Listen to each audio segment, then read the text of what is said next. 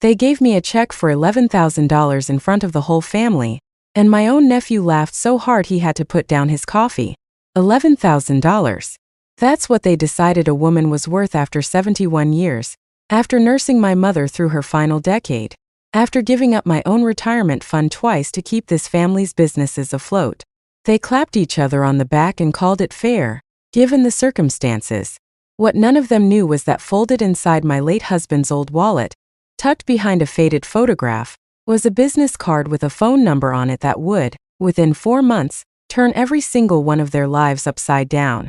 My name is Mary. I'm 71 years old. And this is the story of how the family that laughed at my inheritance ended up begging me for a seat at my table. Before I go any further, I want to ask you something. If you believe people eventually get what they deserve, hit that like button right now, and subscribe to this channel so you don't miss what happens next. I read every comment, and I promise you by the end of this video you're going to want to tell me exactly what you would have done in my shoes. Alright, let's go back to where it all started. I married my husband, Walter, when I was 23 years old. He was a quiet man, the kind who fixed things with his hands and never raised his voice, but underneath that quiet, he had one of the sharpest business minds I ever encountered. Together we built a small chain of hardware and lumber supply stores across 3 counties. It wasn't glamorous. We worked 6 days a week for the better part of 40 years. I did the books. I hired the staff.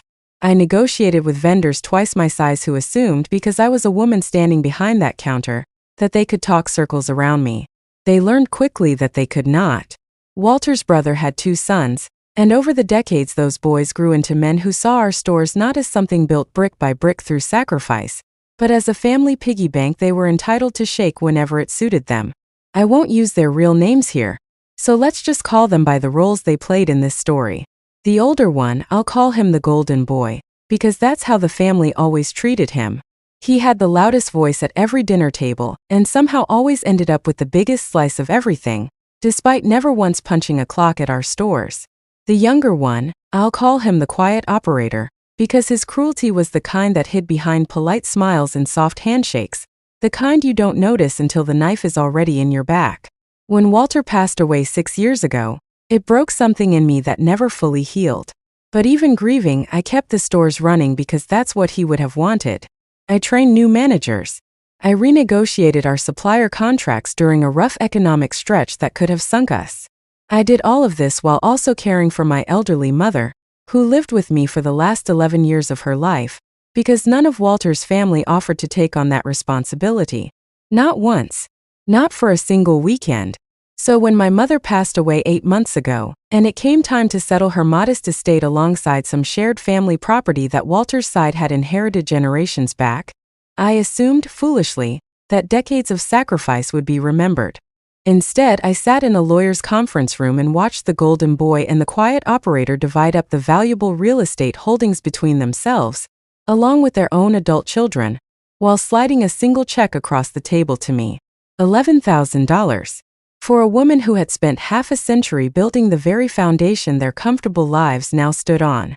The golden boy leaned back in his chair, that same smug grin he'd worn since he was a teenager plastered across his face, and said, "Well, Mary, you never actually had children with Walter, so legally speaking, this is more than generous."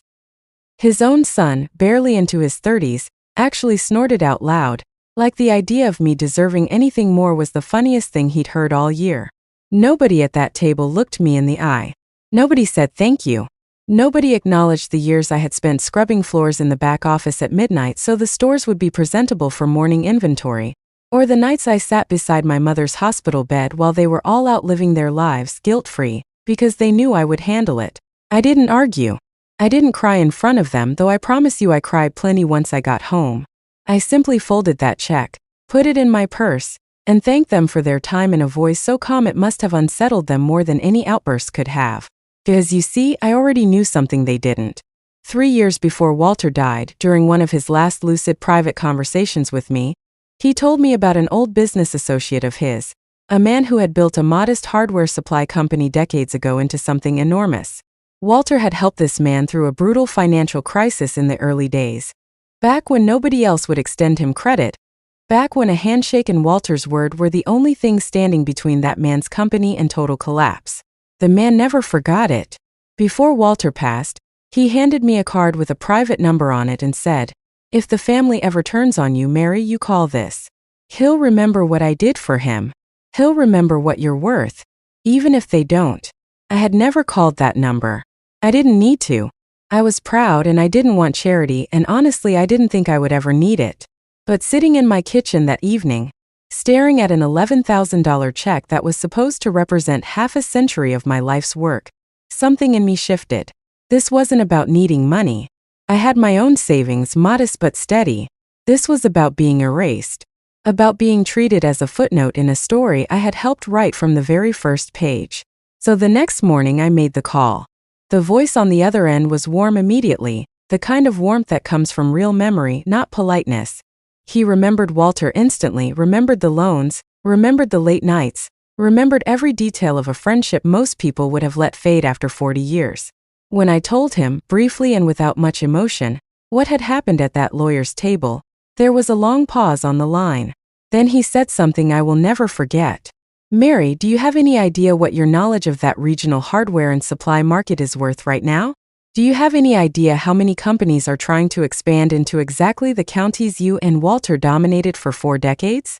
As it turned out, his company, now a mid-sized regional powerhouse with dozens of locations, had been quietly looking to acquire smaller chains and absorb their supplier relationships, their loyal customer bases, their local reputations built over generations. And there I was, 71 years old, sitting on decades of institutional knowledge, vendor relationships, and a stellar local reputation that money alone could not buy. Within 2 weeks, he flew out 3 of his senior executives to meet with me personally. Not with the golden boy. Not with the quiet operator. With me. Here is where it gets interesting, and I want you to really sit with this part.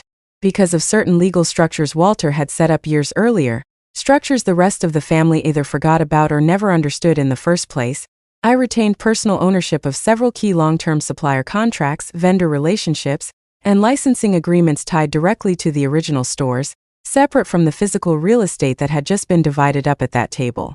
On paper, the family now owned the buildings and the land. But the actual operational lifeblood of those businesses, the relationships that made the stores profitable in the first place, many of those ran directly through agreements with my name on them. When word started to spread that a major regional company was in talks to acquire those very supplier and licensing agreements they needed regardless of who owned the buildings, the family's comfortable little arrangement began to crack. You cannot run a hardware and lumber supply business without reliable supplier pricing, without those decades-old handshake relationships with the same distributors, without the local trust one had personally built with 3 generations of contractors and customers. The buildings meant nothing without what I was quietly walking away with. The negotiations took about 10 weeks. I won't bore you with every detail, but I will tell you that the final agreement involved a substantial buyout of my retained contracts and consulting rights, along with an ongoing advisory role that came with more monthly income than the golden boy or the quiet operator had ever pulled from those stores in a single year combined. I signed that agreement in a quiet office with a cup of coffee going cold beside me, and I felt, for the first time in months, like I could breathe again. Word travels fast in small towns, and fast. The real turning point came at a cousin's wedding about 3 months after the estate meeting. I hadn't planned on attending, but my late mother's sister insisted I come, said the family needed to see that I was still standing, still whole, still merry.